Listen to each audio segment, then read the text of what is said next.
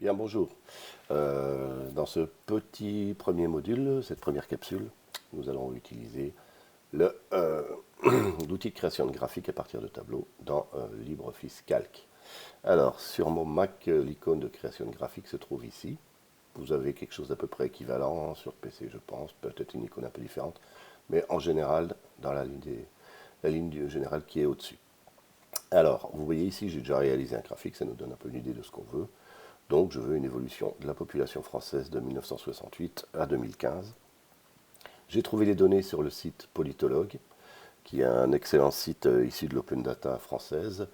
Donc, vous avez le lien ici. Et j'ai sélectionné un certain nombre de données avec un écart entre les années qui est relativement équivalent. Donc, je supprime, je vais vous le faire en direct. La première chose à faire quand on fait un graphique, c'est de savoir quelles données on veut utiliser. Et dans ces données, on a les données brutes, chiffrées, mais on a aussi les années ici et la population ici, ce qui va nous servir de légende. Donc ici c'est assez simple, on va tout sélectionner.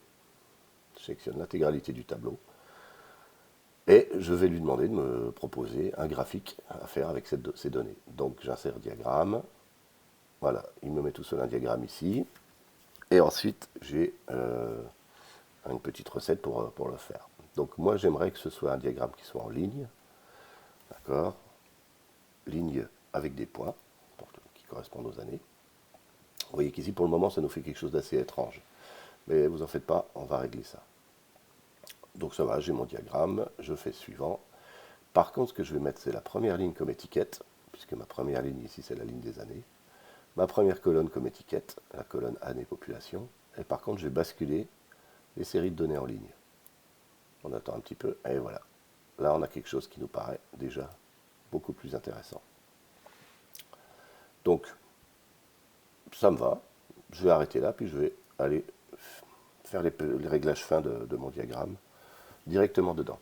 Alors, ce qu'il faut bien se rendre compte, c'est qu'on a ici un tableau, un diagramme. Pour le moment, le diagramme, si je clique une fois dedans, il se sélectionne en vert, c'est un objet de ma feuille de calcul. Donc je peux la déplacer, je peux l'augmenter, ce que je vais faire. Par contre, si je veux aller modifier dans le diagramme, il va falloir que je rentre dedans, c'est-à-dire que je rentre dans l'objet. Et vous allez voir que si je rentre dans l'objet, la barre d'outils va complètement changer. Donc pour y aller, je le sélectionne et je clique deux fois dedans. Vous voyez qu'il s'entoure de gris et que ma barre d'outils n'a plus grand chose à voir avec celle que j'avais auparavant. Par exemple, afficher ou ne pas afficher les grilles horizontales, d'accord, etc. Toute une série d'outils. Alors, ce qui m'intéresse ici, la première chose, c'est d'avoir par exemple la valeur.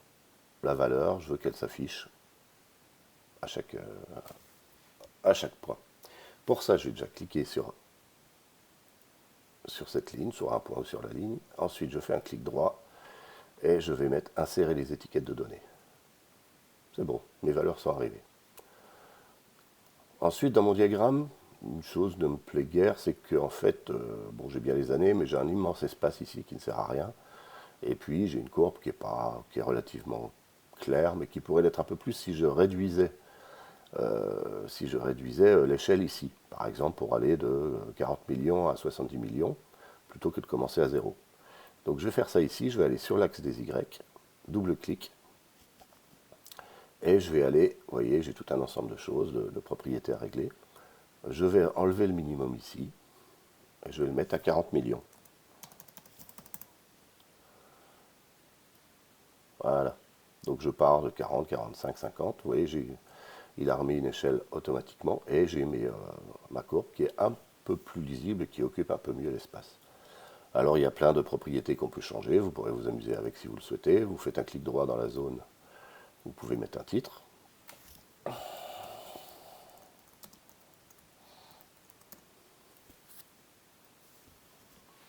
Et puis on peut régler les propriétés de chaque partie. Par exemple, ici, bon, je vais carrément double-cliquer dessus. Si je veux une ligne, je voudrais qu'elle soit, je ne sais pas, rouge, allez, on va la mettre en rouge. En largeur 0,8, je peux choisir le type de ligne que je veux, etc. Des choses intéressantes, c'est le fond du graphique. Je peux ce qu'on appelle formater la paroi, donc c'est-à-dire Les bordures, je les laisse telles quelles, mais la zone, je vais mettre un dégradé très léger. Très léger, il faut. Quadratique dans des zones un peu grises, grisées. De gris clair jusqu'à sur de son blanc. Voilà. Si je clique en bas, enfin, vous voyez, tous les objets du graphique sont modifiables. Pour chacun, j'ai des propriétés. Ok.